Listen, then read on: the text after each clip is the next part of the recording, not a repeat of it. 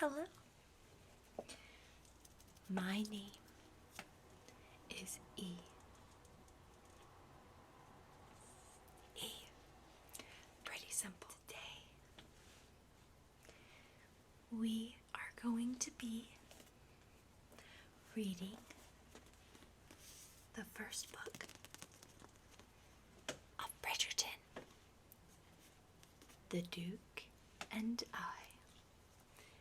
I'm super excited to start off. Oh, that's my cat. Do you want up here?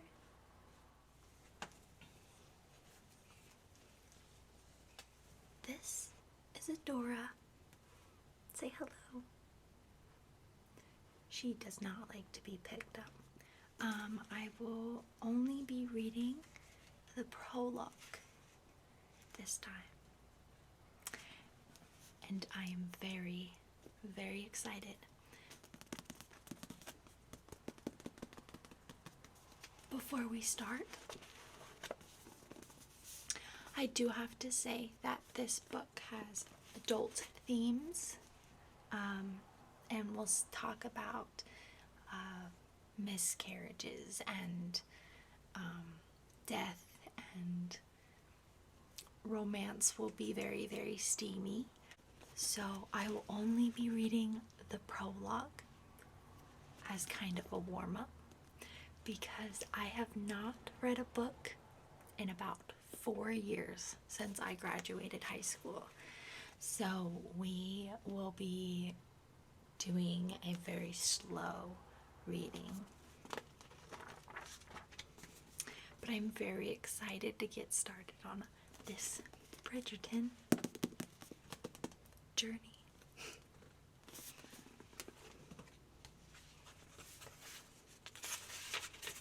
So sit back, relax, and enjoy the reading. The birth of Simon Arthur Henry Fitzranulph Bassett, Earl of Cleveton, was met with great celebration. Church bells rang for hours. Champagne flowed freely through the Garantian castle that the newborn would call home, and the entire village of Cleveton quit work to partake in the feast and holiday ordered by the young Earl fathers. This, the baker said to the blacksmith, is no ordinary baby. For Simon Arthur Henry Fitzranulph Bassett would not spend his life as an Earl of Cleveton. That was a mere courtesy title.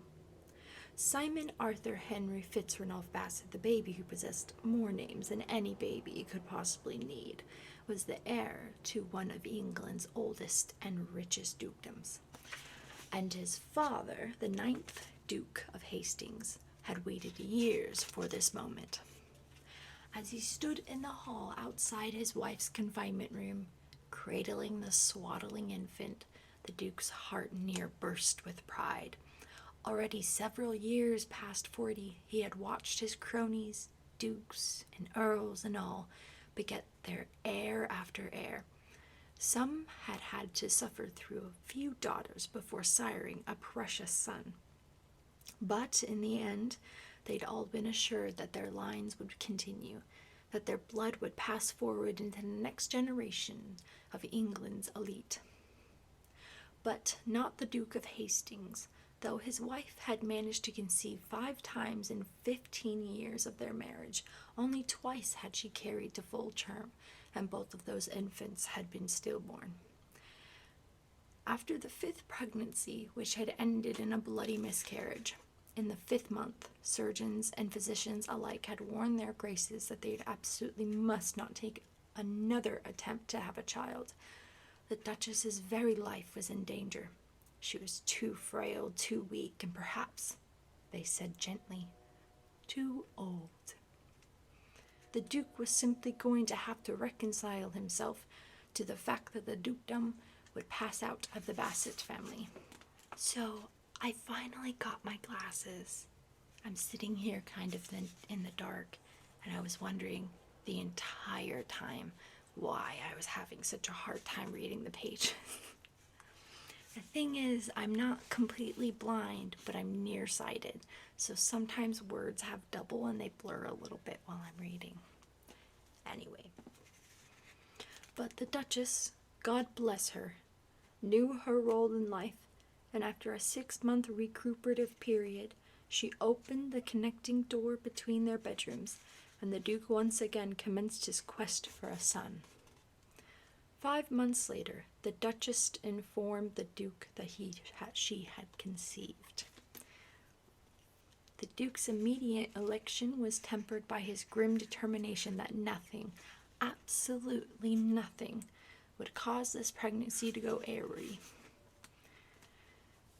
The Duchess was confined to her bed the minute it was realized she had missed her monthly courses.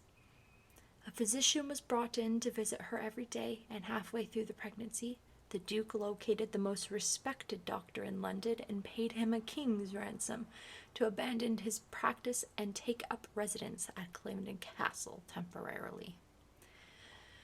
The Duke was taking no chances this time. He would have a son, and the dukedom would remain in the Bassett hands. The Duchess experienced pains a month early, and the pillows were tucked under her hips. Gravity might keep the babe inside, Dr. Stubbs explained. The Duke thought that a sound argument, and once the doctor had retired for the evening, placed yet another pillow under his wife, raising her to a 20-degree angle. She remained that way for a month. And then finally, the moment of truth arrived. The household prayed for the Duke, who so wanted an heir, and a few remembered to pray for the Duchess, who had grown thin and frail even as her belly had grown round and wide. They tried not to be too hopeful after all. The Duchess had already delivered and buried 2 babies. And even if she did manage to safely deliver a child, it could be, well, a girl. As the Duchess's screams grew louder and more frequent, the Duke shoved his way into her chamber, ignoring the protests of the doctor, the midwife, and her Grace's maid. It was a bloody mess. But the Duke was determined to be present when the babe's sex was revealed. The head appeared, then the shoulders. All leaned forward to watch as the Duchess strained and pushed, and then the Duke knew that there was a God, and he still smiled on the Bassets. He allowed the midwife 1 minute to clean the babe, then took the little boy into his arms and marched into the great hall to show him off. "I have a son," he boomed, "a perfect little son." And while the servants cheered and wept with relief, the Duke looked down upon the tiny little Earl and said, "You are perfect. You are a Bassett. You are mine." The Duke wanted to take the baby outside to prove to everyone that he had finally sired a healthy male child. But there was a slight chill in the early morning April air, so he allowed the midwife to take the babe back to his mother. The Duke mounted one of his prize geldlings and rode off to celebrate, shouting his good fortune to all who would listen. Meanwhile, the Duchess, who had been bleeding steadily since birth, slipped into unconsciousness, and then finally just slipped away. The Duke mourned his wife. He truly did. He hadn't loved her, of course, and she hadn't loved him, but they had been friends in an oddly distant sort of way. The Duke hadn't expected anything more from the marriage than a son and an heir. And in that regard, his wife had been proving herself an exemplary spouse. He arranged for fresh flowers to be laid at the base of her funeral monument every week, no matter the season, and her portrait was moved from the sitting room to the hall, in a position of great honor over the staircase. And then the Duke got on with the business of raising his son. There wasn't much he could do in the first year, of course. The babe was too young for lectures on land management and responsibility. So the Duke left Simon in the care of his nurse and went to London, where his life continued much as it had before he had been blessed by parenthood. Except that he forced everyone, even the king, to gaze upon the miniature he had painted of his son shortly after his birth. The Duke visited Clavington from time to time, then returned for good on Simon's 2nd birthday, ready to take the young lad's education in hand. A pony had been purchased, a small gun had been selected for future use at a fox hunt, and tutors were engaged in every subject known to man. "He's too young for all that," Nurse Hopkins explained. "Nonsense," Hastings replied condescendingly. "Clearly, I don't expect him to master any of this any time soon, but it is never too early to begin a duke's education." "He's not a duke," Nurse muttered. "He will be." Hastings turned his back on her and crouched beside his son, who was building an asymmetrical castle with a set of blocks on the floor. The Duke hadn't been down to Clavington in several months, and was pleased with Simon's growth. He was a sturdy, healthy young boy with glossy brown hair and clear blue eyes.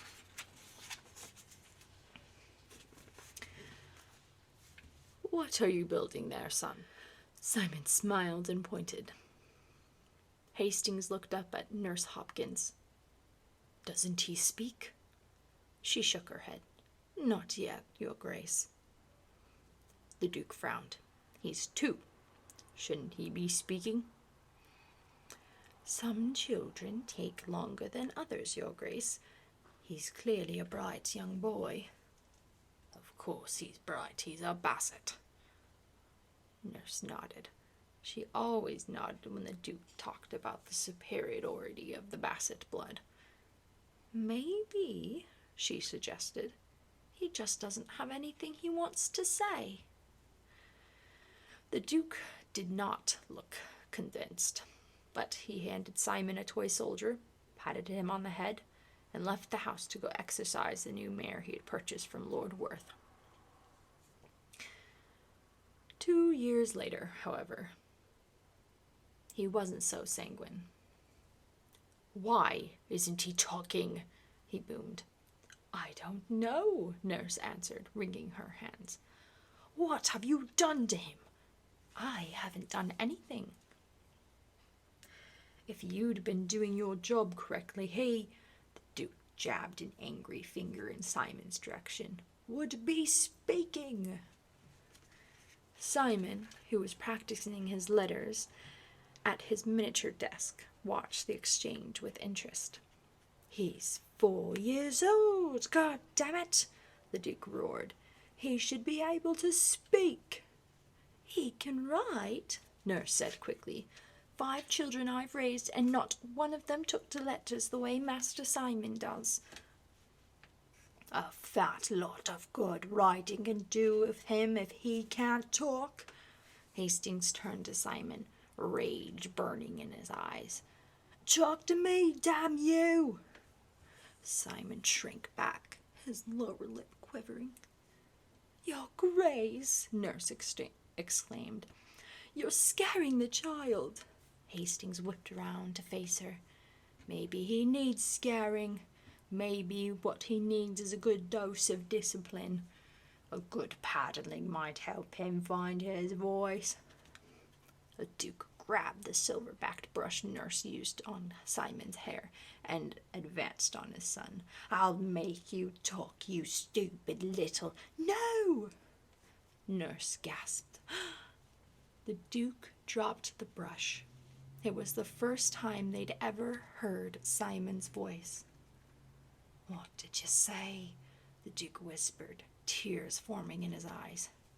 Simon's fists balled at his sides, and his little chin jutted out as he said, "Don't you hurt."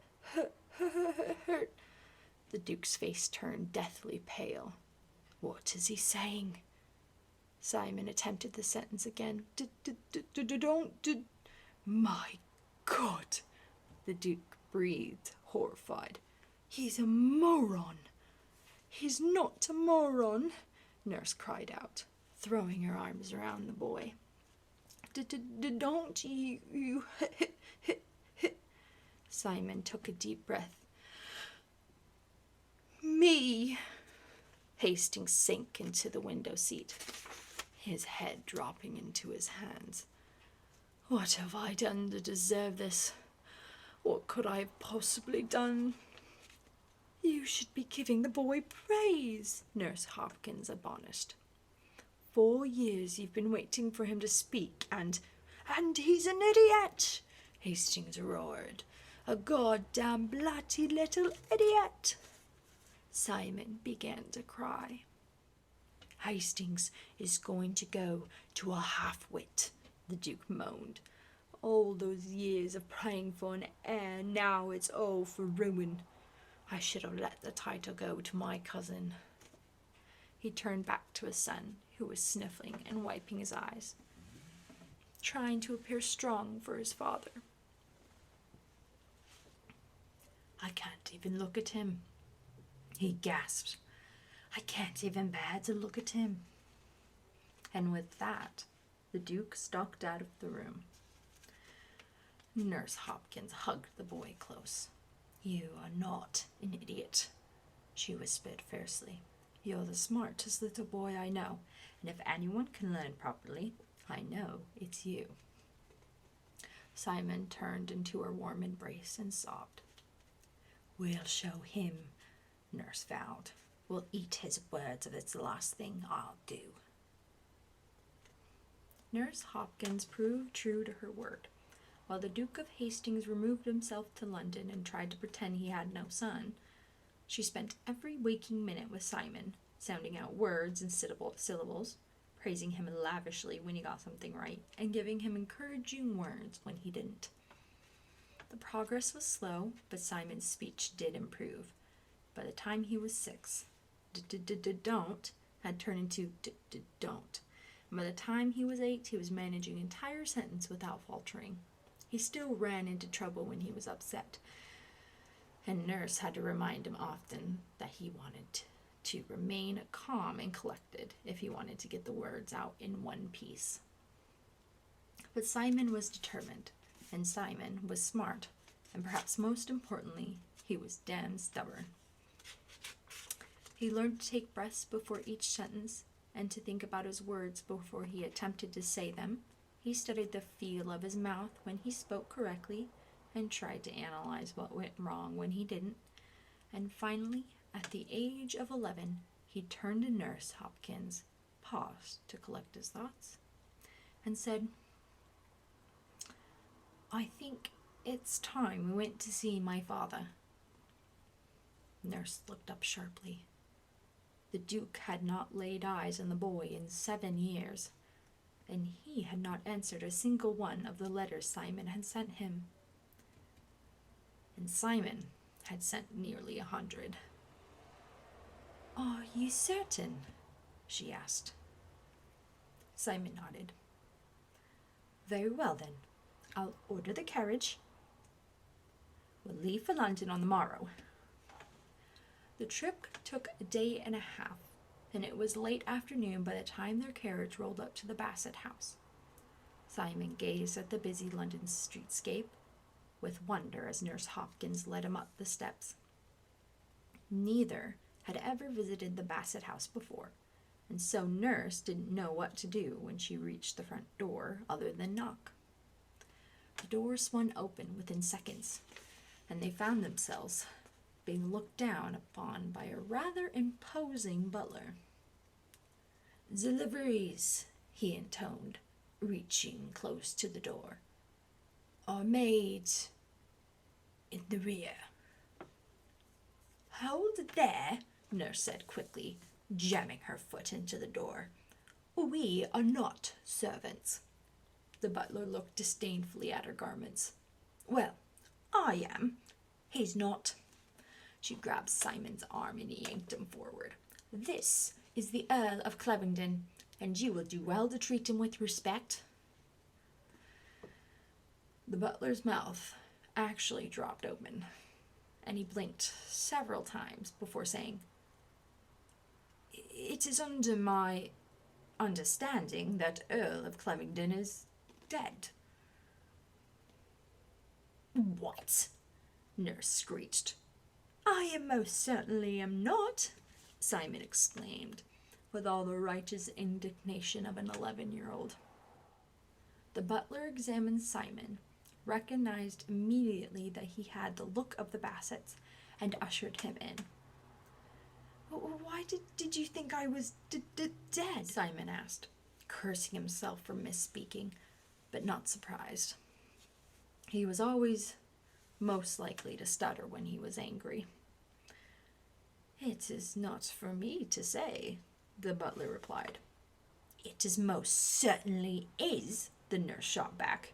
"You can't say something like that to a boy of his years and not explain it." The butler was silent for a moment, then finally said, "His Grace has not mentioned you and years. The last I heard, he said he had no son. He looked quite pained as he said it, so no one pursued the conversation. We, the servants, that is, assumed you passed on." Simon felt his jaw clench, felt his throat working wildly. "Wouldn't he have gone into mourning?" Nurse demanded. "Didn't you think about that? How could you have assumed the boy was dead if his father was not in mourning?" The butler shrugged. "His Grace's frequently wears black.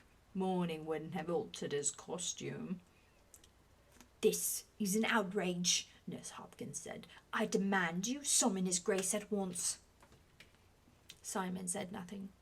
He was trying too hard to get his emotions under control. He had to. There was no way he'd be able to talk with his father while his blood was racing so. The butler nodded. "He is upstairs. I will let him immediately to your arrival." The nurse started pacing wildly, muttering under her breath, and referring to his Grace with every vile word in her surprisingly extensive vocabulary. Simon remained in the center of the room, his arms angrily sticks at his side as he took deep breaths. "You can do this," he shouted in his mind. You can do this." Nurse turned to him, saw him trying to control his temper, and immediately gasped. "Yes, that's it," she said quickly, dropping to her knees and taking his hands into hers. She knew better than anyone else what would happen if Simon tried to face his father before he calmed down. "Take deep breaths and make sure to think about your words before you speak. If you can control—" "I see you're still mollycoddling the boy," came an imperious voice from the hallway. Nurse Hopkins straightened and turned slowly around. She tried to think of something respectful to say. She tried to think of anything that would smooth over this awful situation. But when she looked at the Duke, she saw Simon in him, and her rage began anew. The Duke might look just like his son, but he was certainly no father to him. "You, sir," she spat out, "are despicable, and you, ma'am, are fired." Nurse lurched back.